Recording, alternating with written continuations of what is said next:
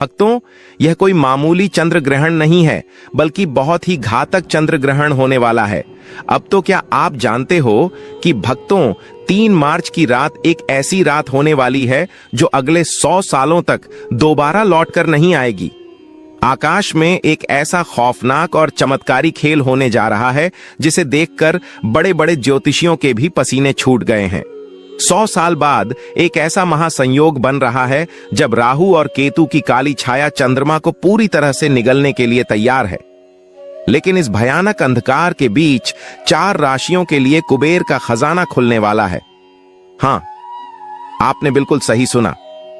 रातों रात किस्मत बदलना कोई मुहावरा नहीं है, बल्कि यह इन 4 राशियों के जीवन की वह सच्चाई बनने वाली है जिसे देखकर उनके दुश्मन भी खून के आंसू रोएंगे।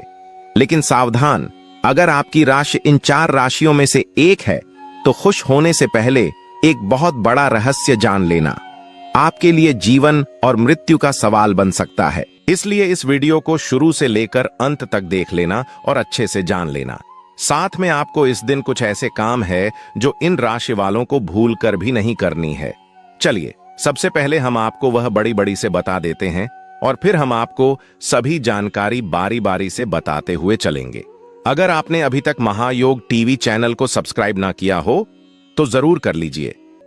3 मार्च मंगलवार के दिन फाल्गुन चतुर्थी तिथि और चंद्र ग्रहण का ऐसा योग बहुत ही संवेदनशील माना गया है। पूरे के पूरे 500 सालों के बाद ऐसे दुर्लभ संयोग में आसमान में एक भयानक लालिमा छाने वाली है। पूरा आसमान लाल हो जाएगा और ब्रह्मांड के सबसे रहस्यमयी और क्रूर ग्रह राहु की छाया सीधे चंद्रमा पर पड़ने वाली है। सबसे अहम बात यह है कि यह चंद्र ग्रहण हमारे भारत देश में स्पष्ट रूप से दिखाई देगा और इसीलिए इसका सूतक काल भी पूरी तरह से मान्य होगा।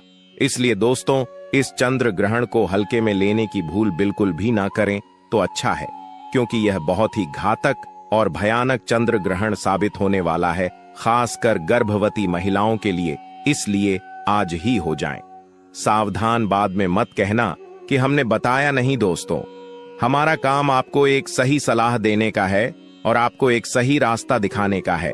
अब आप इसे मानिए ना मानिए, आपकी मर्जी है। दोस्तों, आपकी जानकारी के लिए बता दें कि वर्ष 2026 में आने वाला 3 मार्च को चंद्र ग्रहण ज्योतिष और पंचांग के सटीक समय के अनुसार यह चंद्र ग्रहण दोपहर 3:20 पर शुरू हो जाएगा। लेकिन भारत में चंद्रोदय शाम 6:22 से 6:26 के करीब होगा, तभी से यह हमें दिखाई देने लगेगा। इस भयंकर चंद्र ग्रहण का पूर्ण समापन शाम 6:47 पर होगा, क्योंकि यह ग्रहण भारत में दिखाई दे रहा है। इसीलिए शास्त्रों के नियम के अनुसार ग्रहण शुरू होने से ठीक 9 घंटे पहले, यानी सुबह 6:20 पर ही इसका सूतक काल लग जाएगा, जो शाम को 6:47 पर ग्रहण खत्म होने के साथ ही समाप्त होगा। सूतक काल लगते ही पूरे वातावरण में नकारात्मक तरंगे तेजी से फैलने लगती हैं। इसीलिए इस दौरान की गई छोटी सी गलती भी इंसान को पूरी तरह से बर्बाद कर सकती है और छोटी सी सावधानी घर में स्थिर लक्ष्मी ला सकती है। जो व्यक्ति पवित्रता और संयम में रहता है उसके घर में धन टिकता है, और जो लापरवाही करता है उसके घर से माता लक्ष्मी रूठ जाती है।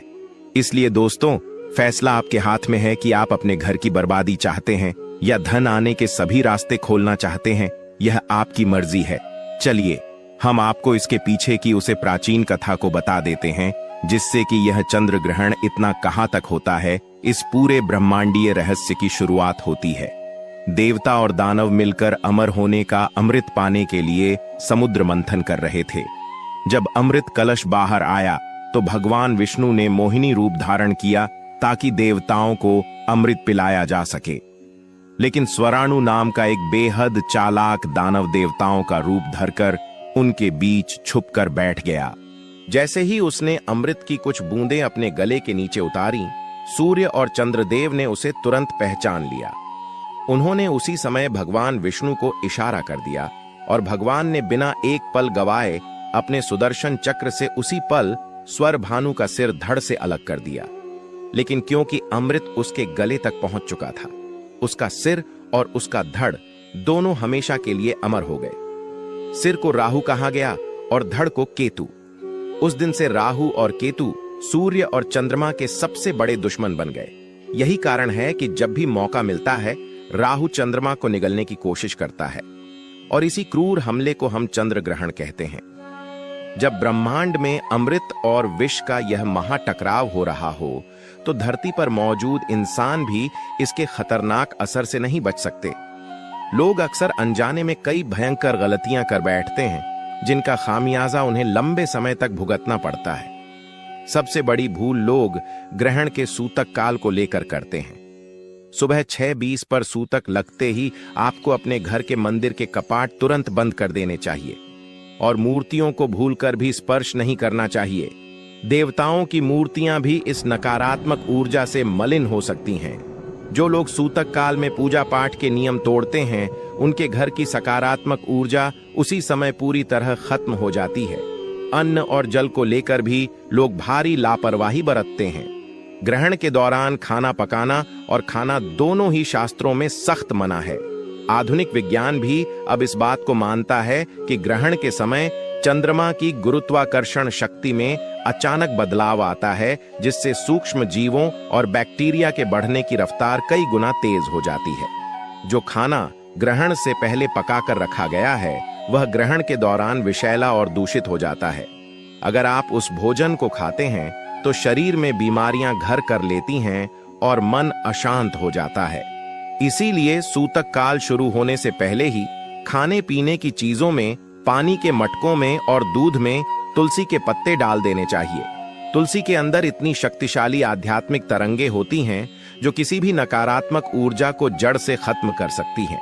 ग्रहण और सूतक के समय कुछ ऐसे काम भी हैं जिन्हें करना सर्वथा वर्जित माना गया है, लेकिन लोग अज्ञानतावश इन्हें कर बैठते हैं। ग्रहण और सूतक काल के दौरान बाल और नाखून काटना, दाढ़ी बनाना, शरीर पर तेल लगाना, बालों में कंघी करना, मेहंदी लगाना, सुई धागा चलाना, कपड़े सिलना, चाकू कैंची का उपयोग करना और पेड़ पौधे तोड़ना अत्यंत अशुभ माना गया है। इस दिन ऊंची आवाज में बोलना, झगड़ा करना, किसी का अपमान करना और घर में क्लेश करना सीधे राहु को बुलावा देना है। इस दिन किसी को सुई, धागा, चाकू, कैंची, लोहे की नुकीली वस्तु या पहना हुआ पुराना कपड़ा दान में बिल्कुल नहीं देना चाहिए। ऐसा करने से घर की नकारात्मक ऊर्जा बाहर जाने के बजाय और अधिक आकर्षित होकर लौटती है। लेन देन भी पूरी तरह टालना चाहिए।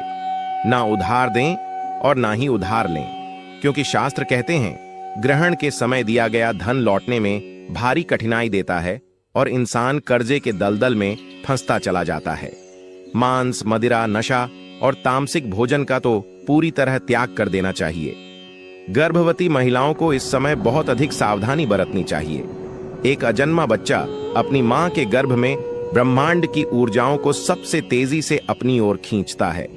जैसे शूरवीर अभिमन्यु ने गर्भ में ही चक्रव्यूह भेदने का ज्ञान प्राप्त कर लिया था, उसी तरह गर्भ में पल रहा शिशु बाहरी वातावरण से बहुत जल्दी प्रभावित होता है। ग्रहण के समय आसमान से जो दूषित किरणें धरती पर गिरती हैं, वे बच्चे के मानसिक और शारीरिक विकास पर बुरा असर डाल सकती हैं। गर्भवती महिलाओं को किसी भी हालत में घर से बाहर नहीं निकलना चाहिए और आसमान की तरफ नहीं देखना चाहिए। उन्हें कोई भी नुकीली चीज जैसे चाकू, कैंची या सुई का इस्तेमाल गलती से भी नहीं करना चाहिए। इस समय सिर्फ एक जगह शांति से बैठकर अपने इष्ट का नाम जपना चाहिए और अपने पेट पर चंदन या तुलसी का लेप जरूर लगाना चाहिए, ताकि वह एक अभेद्य सुरक्षा कवच का काम करे। ग्रहण के समय गहरी नींद में सोना, क्रोध करना या किसी से बेवजह झगड़ा करना भी जीवन में बड़ा भूचाल ला सकता है। जब आप सोते हैं तो आपका शरीर और आपका आभा मंडल पूरी तरह से शिथिल और कमजोर हो जाता है। ऐसे में बाहर मौजूद नकारात्मक शक्तियां आसानी से प्रवेश कर जाती हैं। जो लोग ग्रहण के दौरान गहरी नींद में सोते हैं, उन्हें डरावने सपने आते हैं और मानसिक परेशानियां खड़ी हो जाती हैं। यह समय सोने का नहीं, बल्कि जागकर अपनी आंतरिक ऊर्जा को मजबूत करने का है। ग्रहण के दौरान श्री लक्ष्मी नारायण के मंत्रों का, महामृत्युंजय मंत्र या गायत्री मंत्र का मानसिक जप करना चाहिए। मानसिक जप इसलिए क्योंकि इस समय वाणी को विश्राम देना भी संयम का ही एक हिस्सा है। जितने ज्यादा मंत्रों का आप सच्चे मन से जाप करेंगे, आपके शरीर के चारों तरफ उतनी ही मजबूत ऊर्जा की दीवार खड़ी हो जाएगी जिसे कोई भी बुरी नजर या क्रूर ग्रह भेद नहीं पाएगा। शाम 647 पर ग्रहण समाप्त होने के बाद जो सबसे अहम काम करना होता है, लोग उसे अक्सर भूल जाते हैं या आलस कर जाते हैं। ग्रहण खत्म होने के बाद उसकी दूषित ऊर्जा आपके घर की दीवारों और कपड़ों पर चिपकी रह जाती है। अगर आप बिना नहाए अपनी दिनचर्या शुरू कर देते हैं तो वह दरिद्रता आपके साथ जुड़ जाती है। ग्रहण समाप्त होने के तुरंत बाद सबसे पहले स्नान करना चाहिए। नहाने के पानी में थोड़ा सा गंगा जल या शुद्ध नमक जरूर डाल लें। नमक में हर तरह की नकारात्मक ऊर्जा को सोखने की अद्भुत क्षमता होती है। स्नान के बाद घर के मंदिर की सफाई करें, भगवान को गंगा जल से स्नान कराएं और पूरे घर में नमक के पानी का पोंछा लगाकर गंगा जल का छिड़काव करें। इसके बाद दान का विशेष महत्व है। चंद्र ग्रहण के बाद चावल, चीनी, साफ सफेद कपड़े या दूध का दान किसी जरूरतमंद को करने से कुंडली का कमजोर चंद्रमा बहुत मजबूत होता है। फाल्गुन चतुर्थी तिथि और ग्रहण के इस संयोग पर कुछ विशेष उपाय आपके भाग्य को पूरी तरह से बदलकर रख सकते हैं। प्राचीन समय की बात है। एक नगर में धर्मदत्त नाम का एक व्यक्ति रहता था। वह बहुत मेहनती था, लेकिन उसे किसी कार्य में सिद्धि नहीं मिलती थी। एक दिन वन में एक आर्षि ने उसे बताया कि उसके पूर्व जन्म के पाप और पितरों का दोष उसकी उन्नति में बाधा बन रहे हैं। धर्मदत्त ने नियमों का पालन किया और सुबह पहली गाय को अपने हाथ से फलाहार और गुड़ खिलाया। साक्षात श्री लक्ष्मी नारायण और गौ माता की कृपा से उसके जीवन की सारी बाधाएं हट गईं। आप भी ग्रहण समाप्ति के बाद हरी घास या आटे की लोई बनाकर उसमें थोड़ा गुड़ लगाकर गाय को अपने हाथ से खिलाइए। इससे पितृ दोष शांत होता है और घर में बरकत आती है। काले कुत्ते को सरसों तेल या गुड़ लगी रोटी खिलाने से अचानक खर्च रुकता है। अमावस्या और ग्रहण के आसपास कौवे को अन्न देना या पक्षियों को दाना डालना भी अत्यंत शुभ माना गया है। इससे पितृ प्रसन्न होते हैं और धन टिकना शुरू होता है। घर की नकारात्मक ऊर्जा को हमेशा के लिए बाहर निकालने के लिए ग्रहण समाप्ति के बाद घर के मुख्य दरवाजे पर एक घी का दीपक और दक्षिण दिशा में सरसों तेल का दीपक जलाएं। घी का दीपक लक्ष्मी को आकर्षित करता है और तेल का दीपक भारीपन दूर करता है।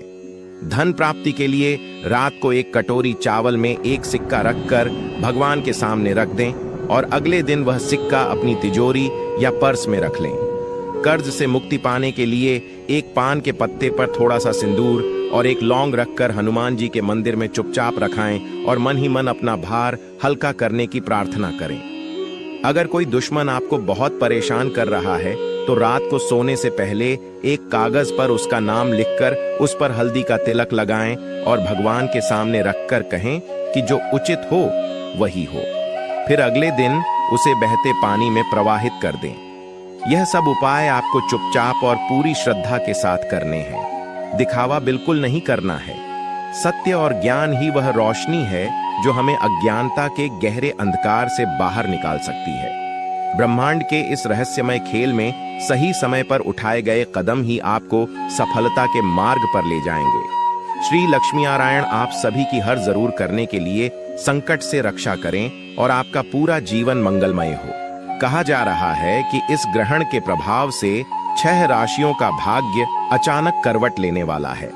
उनके जीवन में ऐसे अवसर बन सकते हैं जिनकी उन्होंने लंबे समय से कल्पना की थी। रुके हुए रास्ते खुल सकते हैं और बंद किस्मत के द्वार खुलने के संकेत मिल सकते हैं। वहीं 4 राशियों के लिए यह समय विशेष सावधानी का बताया जा रहा है, क्योंकि छोटी सी लापरवाही भी बड़ी परेशानी का कारण बन सकती है और जीवन की परीक्षा लेने वाला दौर सामने आ सकता है। इसलिए आने वाले समय में कौन कौन सी राशियां उन्नति की ओर बढ़ेंगी और किन्हें धैर्य और सतर्कता रखनी होगी, यह जानना अत्यंत आवश्यक माना जा रहा है। मान्यता है कि ग्रहण काल में वातावरण की सूक्ष्म ऊर्जा बदलती है और मन अधिक संवेदनशील हो जाता है। इसी कारण कई लोग बिना कारण बेचैनी या थकान महसूस करते हैं और पशु पक्षियों का व्यवहार भी अलग दिखाई दे सकता है। विशेष रूप से गर्भवती महिलाओं को इस समय अतिरिक्त सावधानी रखने की सलाह दी जाती है और अनावश्यक रूप से बाहर निकलने से बचने को कहा जाता है। यह अवसर भय का नहीं बल्कि सजगता का है, क्योंकि हर ग्रहण हमें अपने भीतर झांकने और अपने कर्मों को सुधारने का संकेत देता है। इस बार की होली केवल रंगों का उत्सव नहीं, बल्कि चेतना का संदेश भी लेकर आ रही है। जहां धरती पर रंग बरसेंगे और ऊपर आकाश अपना अद्भुत रूप दिखाकर हमें प्रकृति के गहरे और रहस्यमय संबंध का अनुभव कराएगा। साल 2026 की होली पर एक बहुत ही दुर्लभ और बड़ा खगोलीय संयोग बनने जा रहा है। ज्योतिष शास्त्र के अनुसार इस बार फाल्गुन पूर्णिमा यानी होली के दिन 3 मार्च 2026 को साल का पहला चंद्र ग्रहण लगने वाला है। अभी हाल ही में 17 फरवरी को महाशिवरात्रि के बाद सूर्य ग्रहण का प्रभाव देखने को मिला था और अब ठीक 15 दिन बाद यह पूर्ण चंद्र ग्रहण लगने जा रहा है। 15 दिनों के भीतर 2 बड़े खगोलीय ग्रहण का पड़ना पूरी दुनिया के वातावरण, शेयर बाजार और हमारी कुंडली पर गहरा प्रभाव डालने वाला है। यह चंद्र ग्रहण भारत में स्पष्ट रूप से दिखाई देगा, जिसे ब्लड मून भी कहा जाता है। इस अद्भुत संयोग के बीच कुछ खास राशियां ऐसी हैं जिन पर अपार धन और सुख समृद्धि की वर्षा होने वाली है। यानी सीधे शब्दों में कहें तो ग्रहण के प्रभाव से कुछ भाग्यशाली राशियों का सोया हुआ भाग्य चमकने वाला है और वे आर्थिक रूप से बेहद मजबूत होने वाली हैं।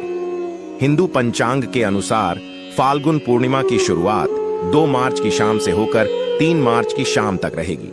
क्योंकि 3 मार्च की शाम को चंद्र ग्रहण लग रहा है और शास्त्रों में ग्रहण के दौरान कोई भी शुभ कार्य या होलिका दहन करना वर्जित माना गया है, इसलिए इस बार होलिका दहन 2 मार्च 2026 की रात को किया जाएगा। 2 मार्च की शाम को भद्रा काल भी रहेगा और भद्रा में अग्नि प्रज्वलित करना अशुभ हो सकता है, इसलिए होलिका दहन का सबसे शुद्ध और शुभ मुहूर्त 2 मार्च की देर रात यानी 3 मार्च की शुरुआत में रात 12:50 से लेकर 2 बजे तक रहेगा। यह वही समय है जब भद्रा पूरी तरह से समाप्त हो चुकी होगी। इस शुभ मुहूर्त में होलिका दहन करने से घर की सभी नकारात्मक ऊर्जाएं जलकर राख हो जाती हैं और सकारात्मकता का प्रवेश होता है। भारत में यह एक ग्रस्त उदय चंद्र ग्रहण के रूप में नजर आएगा, जिसका अर्थ है कि जब चंद्रमा उगेगा तो वह पहले से ही ग्रहण के साए में होगा। भारतीय समय अनुसार यह ग्रहण 3 मार्च को दोपहर बाद से शुरू होगा, लेकिन भारत में इसका प्रभाव शाम को चंद्रोदय के साथ शुरू होगा। देश के विभिन्न शहरों में शाम लगभग 6:20 के आसपास जब चांद निकलेगा तब ग्रहण लग चुका होगा और यह शाम 6:47 पर समाप्त हो जाएगा। भले ही यह ग्रहण कुछ ही समय के लिए दिखाई दे, लेकिन शास्त्रों के अनुसार इसका सूतक काल पूरी तरह से मान्य होगा। चंद्र ग्रहण का सूतक 9 घंटे पहले ही शुरू हो जाता है, इसलिए 3 मार्च को सुबह 9:28 से सूतक काल के नियम लागू हो जाएंगे, जो शाम 6:47 पर ग्रहण की समाप्ति तक चलेंगे। सूतक काल और ग्रहण के दौरान वातावरण में नकारात्मक ऊर्जा का प्रभाव काफी बढ़ जाता है, इसलिए इस दौरान कुछ विशेष सावधानियां बरतना बेहद जरूरी है। इस अवधि में पूजा पाठ पूरी तरह वर्जित रहता है, इसलिए सुबह 9:30 बजे से पहले ही घर के मंदिर में पूजा कर लें और उसके बाद कपाट बंद कर दें या पर्दा डाल दें। सूतक लगने से पहले ही खाने पीने की सभी चीजों जैसे दूध, दही और पानी के मटके में तुलसी के पत्ते या कुशा डाल दें, ताकि ग्रहण की हानिकारक किरणें भोजन को दूषित ना कर सकें। इस दौरान सुई, कैंची या चाकू जैसी नुकीली चीजों का इस्तेमाल नहीं करना चाहिए। खासकर गर्भवती महिलाओं को ग्रहण काल में घर के अंदर ही रहना चाहिए, ताकि ग्रहण की रोशनी उन पर ना पड़े। वे चाहे तो अपने पेट पर गेरू या गाय के गोबर का लेप लगा सकती हैं और मन ही मन भगवान के मंत्रों का जाप कर सकती हैं। ग्रहण और सूतक काल के कारण इस बार रंगों वाली होली खेलने के दिन में भी एक बड़ा बदलाव हुआ है। ज्योतिष शास्त्र कहता है कि ग्रहण का दिन जप, तप और संयम का होता है, न कि शोर, शराबें और हृदंग का। इसलिए 3 मार्च को सूतक और ग्रहण होने के कारण रंगों वाली होली यानी धुलंडी 4 मार्च 2026 बुधवार के दिन खेली जाएगी। 4 मार्च की सुबह तक ग्रहण का साया पूरी तरह से समाप्त हो चुका होगा और चैत्र मास की प्रतिपदा तिथि के साथ यह हिंदू नववर्ष की पहली शुद्ध सुबह होगी। इस दिन वातावरण पूरी तरह से सकारात्मक होगा, इसीलिए यह चंद्र ग्रहण मुख्य रूप से सिंह राशि और पूर्व फाल्गुनी नक्षत्र में लग रहा है। इसलिए सिंह, कुंभ और वृश्चिक राशि वालों को थोड़ा सतर्क रहने की आवश्यकता है। हालांकि आपको घबराने की कोई जरूरत नहीं है। इस दौरान ओम नमः शिवाय या अपने इष्ट देव के मंत्र का जाप करना आपके लिए विशेष फलदायी होगा। आर्थिक दृष्टि से देखा जाए तो यह ग्रहण कई राशियों के लिए भाग्य के नए दरवाजे खोलने वाला है। सिंह राशि वालों को अचानक धन की प्राप्ति हो सकती है, रुका हुआ पैसा वापस मिल सकता है और नौकरी में भारी इंक्रीमेंट के योग हैं। धनु राशि के जातकों की आय में जबरदस्त वृद्धि होगी। शेयर बाजार, ऑनलाइन बिजनेस या प्रॉपर्टी से बड़ा लाभ मिलने की पूरी संभावना है। मकर राशि वालों के लिए करियर के क्षेत्र में यह ग्रहण किसी वरदान से कम नहीं होगा।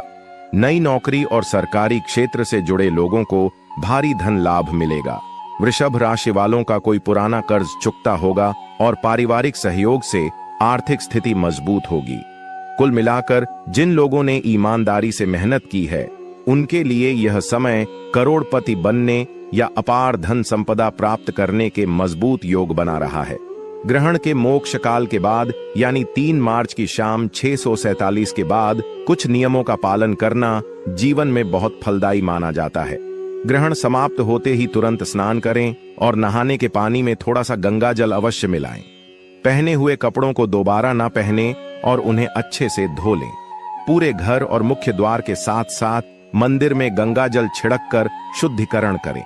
ग्रहण के बाद सफेद वस्तुओं जैसे चावल, चीनी, दूध, सफेद मिठाई या चांदी का दान करना आपकी कुंडली से चंद्र दोष को हमेशा के लिए शांत कर देता है।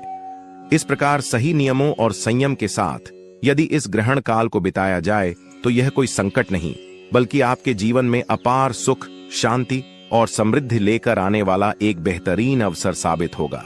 शास्त्रों में चंद्रमा को मन का कारक कहा गया है और जब मन के कारक पर छाया पड़ती है तो जीवन में भ्रम, मानसिक तनाव और घरेलू कलह बढ़ने लगते हैं।